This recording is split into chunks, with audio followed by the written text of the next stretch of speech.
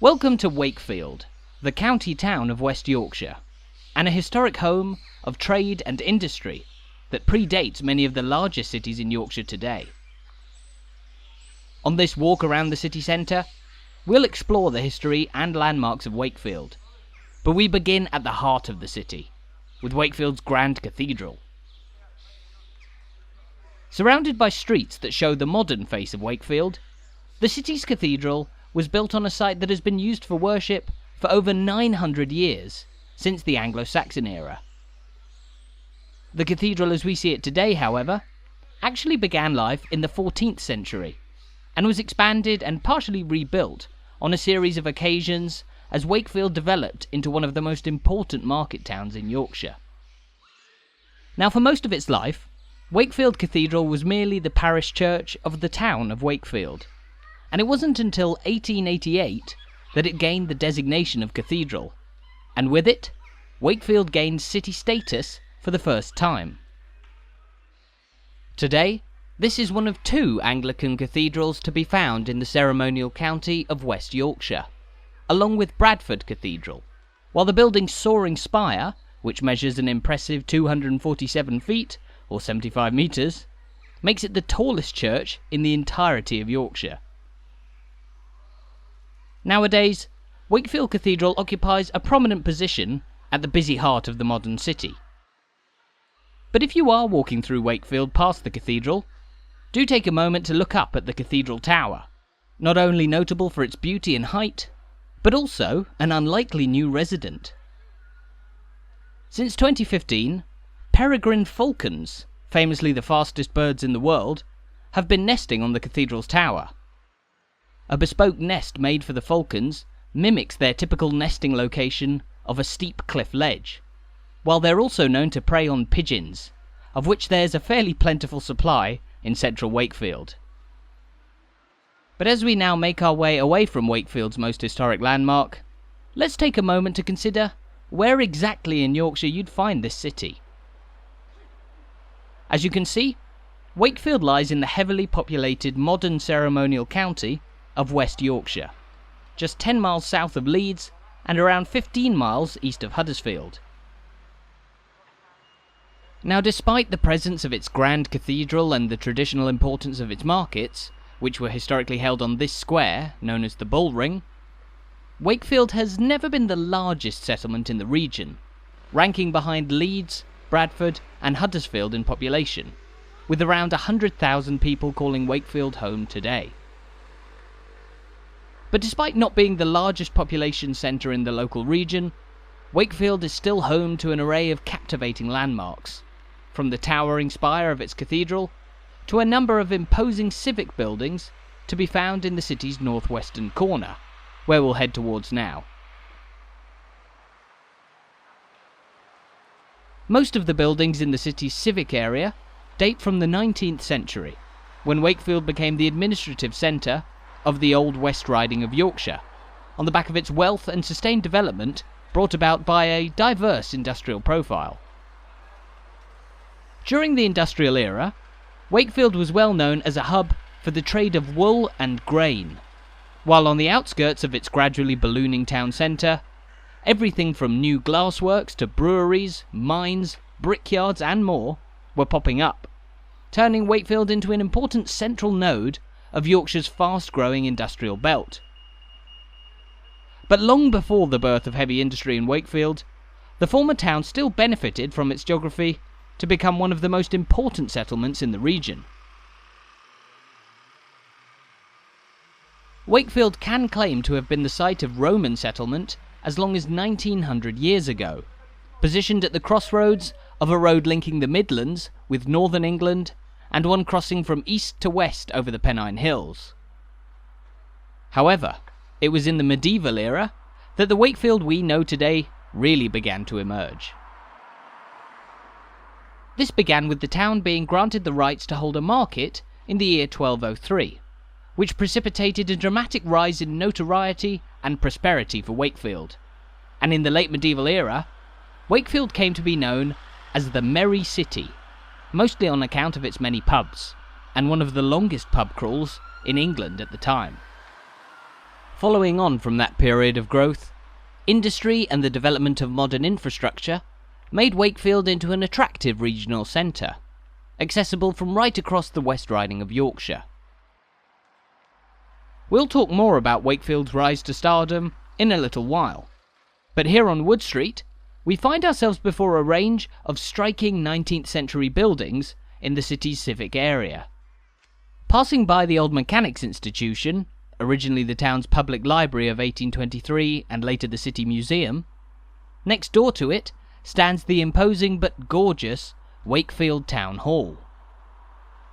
Completed in 1880, the Town Hall was rather interestingly designed in the French Renaissance style, typically more common among countryside chateaux than Yorkshire council buildings. But the Town Hall's elegant architecture wasn't just for show. In fact, Wakefield Town Hall here was built in the late 19th century to replace a smaller town hall that had opened just 80 years beforehand on the street behind it. But during the 19th century, the rapidly rising industrial centres of Leeds and Bradford had built their own huge new town halls, and Wakefield felt that its modestly sized council building couldn't compete, giving birth to the plans for its own beautiful new town hall, which is still in operation to this day. And just down beside the town hall, meanwhile, is another internationally inspired landmark, the former Crown Court, which was built in 1810 in a neo-Greek style. For much of its life, the Crown Court was the highest court in the West Riding of Yorkshire, hosting county court sessions until 1992. But ever since then, the former courthouse has been left empty, and sadly, in a decaying state for most of those years. Although its exterior has thankfully been preserved, the interior has suffered significantly. Although since 2018, the dilapidated court interior has been protected from the elements, and plans are in place to turn the old courthouse into a new community hub, as part of the regeneration of the often less than bustling civic area. As we mentioned, in the mid-19th century, this area was selected to be the administrative centre for the entire West Riding, even though, at the time, Wakefield was far from the biggest population centre in the riding. But today, while Wakefield still isn't the biggest settlement in the new county of West Yorkshire, regeneration work on this area is very much underway, and here we find ourselves on the perfectly splendid Coronation Gardens, at the centre of which stands the impressive Wakefield Cenotaph.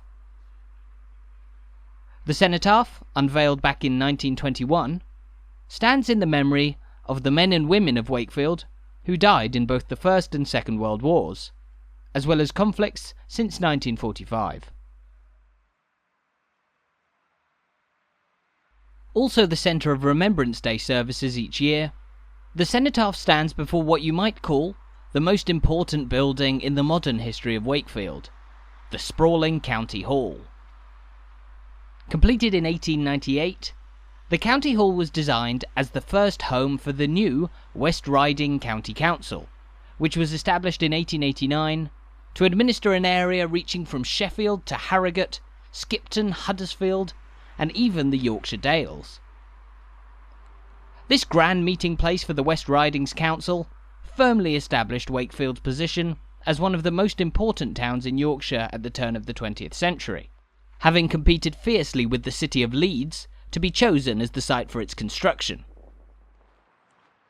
But unfortunately for Wakefield, the city's place at the heart of the county wouldn't last forever. We'll talk more about that in a moment, but standing opposite the County Hall beside Coronation Gardens, there stands a statue of none other than Queen Victoria. Originally, this memorial was unveiled in 1905 on the Bull Ring, Wakefield's historic marketplace, and after moving around the city a few times in the 20th century, it was ultimately placed here in 2009 before the County Hall. Now it appears that Victoria never made an official visit to Wakefield herself, although her great-great-granddaughter, then Princess Elizabeth and today Queen Elizabeth II, did come to Wakefield's County Hall in 1949. At the time of the princess's visit in 1949, the county hall was the heart of local government for the West Riding. But the second half of the 20th century saw that title taken away from Wakefield. In 1986, after the new West Yorkshire County Council was abolished, the county hall here became the meeting place for Wakefield's own council, which continues to congregate here to this day, despite the building retaining its name as the County Hall. But why was Wakefield selected to be the heart of the West Riding in the first place? Well, as we mentioned, the city's wealth in the 19th century contributed significantly to its rising star in the eyes of regional councillors. But how exactly did Wakefield get to that point of prosperity? Earlier on, we mentioned that Wakefield as we know it today was born with the establishment of a market in the 13th century. Trading in everything from wool to meat, grain, livestock, fish and more, Wakefield's historic market attracted traders of all persuasions to the medieval town. But traders didn't just come to buy and sell products. Many also wanted to have a good time in this bustling population centre. So, in the 14th and 15th centuries, a number of pubs and inns were established to cater to the people of Wakefield, or the Merry City as it became known.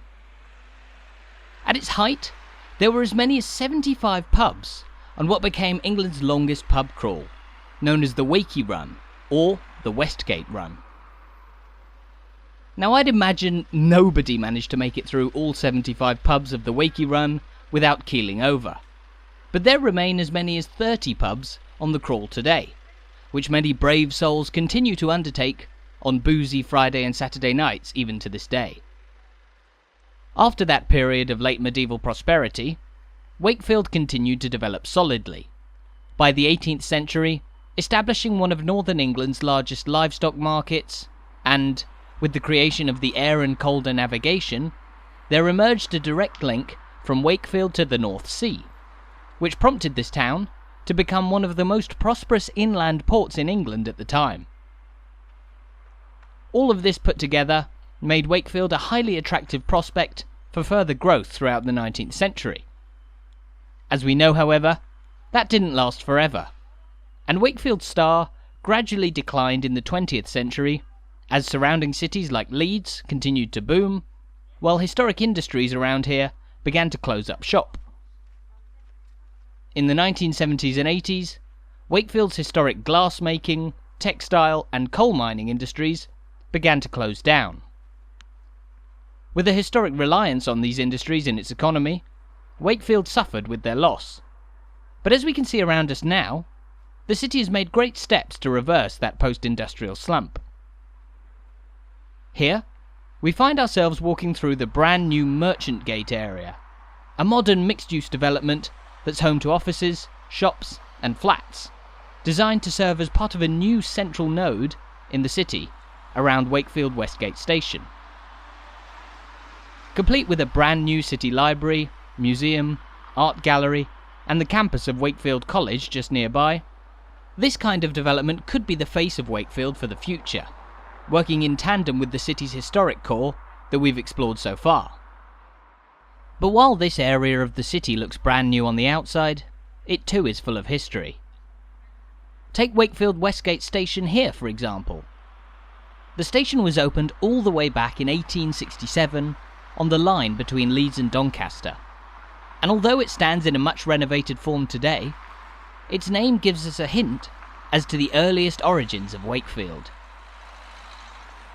Westgate doesn't refer to a western gate of Wakefield, but rather the historic street that came in from the west, with the suffix gate deriving from gata, an Old Norse word that signifies the historic settlement of Vikings in this area. In fact, in medieval Wakefield, the town was based entirely around the three main roads of Westgate, Northgate and Kirkgate, although the city is much larger today. But here near to the station, and among some of the most recently constructed buildings in the city centre, you can still find a number of hidden clues of Wakefield's past. Walking down here onto Back Lane, for example, just around the corner we'll find an 18th century house that has a long history in Wakefield, but now has its future threatened.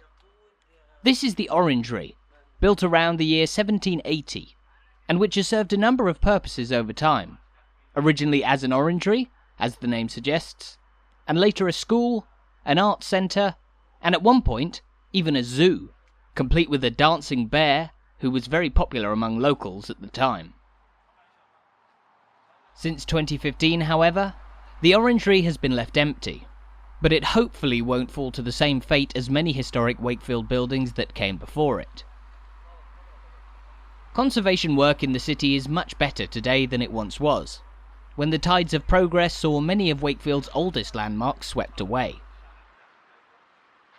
Now here, we're standing before a much-loved landmark of the Westgate area, the former Carnegie Library of Wakefield, which was built here in 1905. This was the first free library built in Wakefield, financed by none other than the famous American industrialist Andrew Carnegie, who funded the opening of hundreds of libraries right across the UK. The building here remained in use as a library all the way up until 2012, when Wakefield's library moved into the brand new Wakefield 1 development. But while the library is gone, this historic building remains, and many of the books that it once housed inside do make for fascinating stories. For instance, one interesting legacy of Wakefield that you can't see clearly in the city centre today is the tale of two great battles that occurred here centuries ago. The first and most famous Battle of Wakefield took place back in 1460, fought on the outskirts of the modern city centre, in the area today known as Sandal Magna, the former site of the historic Sandal Castle, only a few remnants of which remain today. The battle was a crucial confrontation in the early stages of the Wars of the Roses, and although the Duke of York, who laid claim to the throne of King Henry VI, held the strategic advantage with control of Sandal Castle, his armies made their way out of their own stronghold and were promptly annihilated by Henry's Lancastrian forces, with the Duke of York himself killed that day just outside Wakefield. The Second Battle of Wakefield, meanwhile, came nearly 200 years later in 1643, during the English Civil War. Like much of Yorkshire early on in the war, Wakefield was a stronghold of the Royalists, who backed King Charles I against the Parliamentarians. However, despite being outnumbered 2-1, the Parliamentarians successfully took control of Royalist Wakefield. But there's an interesting theory as to why the Royalists, despite their advantage, lost so badly.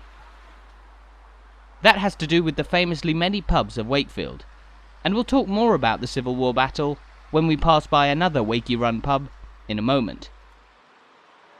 Here, meanwhile, we're passing by the Theatre Royal, a grand Victorian-era playhouse that was built here on the historic Westgate back in 1894. Built on the site of an older 18th century theatre and opera house, the magnificent Theatre Royal is the smallest and one of the earliest theatre buildings designed by the architect Frank Matcham, who at the turn of the 20th century became renowned for designing over 100 theatres all across the UK. Now beautifully preserved, the Theatre Royal is a jewel of Wakefield's plethora of Victorian buildings. But just across Westgate here, there stands yet another symbol of Wakefield's Victorian-era prosperity, in the form of the Unity Hall, built in 1867 as the headquarters of the local cooperative. Once a key arm in the city's diverse economy, the early years of the Wakefield Cooperative were interestingly in part driven by the union of prison officers working at HMP Wakefield, the city's notorious prison just a few streets away from here. HMP Wakefield is one of the longest enduring institutions in the city's history, having originated as a correction house in the year 1594, and over time evolving into one of Britain's most tightly guarded prisons. In fact, HMP Wakefield is known for housing hundreds of Britain's most dangerous prisoners, in the past having held notorious inmates such as Harold Shipman and Charles Bronson. Wakefield's association with highly dangerous convicts has even led to the prison gaining the rather unnerving nickname monster mansion. Now, as we continue walking up along Westgate, most of the grand buildings that surround us are also products of the Victorian era, most of which were originally constructed as banks during the city's industrial boom period. Today, however, many of those former banks have been converted into popular city centre pubs, like the Counting House here, which was originally the home of the Yorkshire Penny Bank. Nowadays, the Counting House is one of the many pubs that make up the city's famous pub crawl, and back in 1643, it was drunkenness that was thought to have led the Royalists to a surprise defeat during the Civil War. Famously known as the Merry City at the time, Royalist officers are thought to have been playing bowls and getting plastered on the outskirts of central Wakefield when the parliamentarians rocked up, intending to capture the town.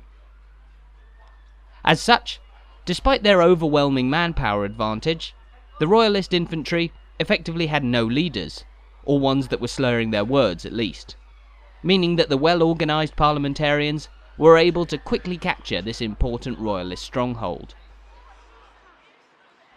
As we've seen on our walk around the city so far, relatively few landmarks of that time remain, but the mostly Victorian face of Wakefield still gives it a real grandeur when looking up at its ornate buildings.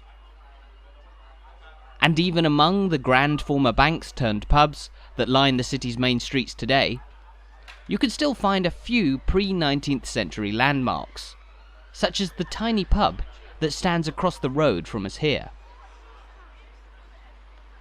Though now known as the Black Rock, a pub founded in 1842, this pint-sized alehouse is housed within a building that's even older.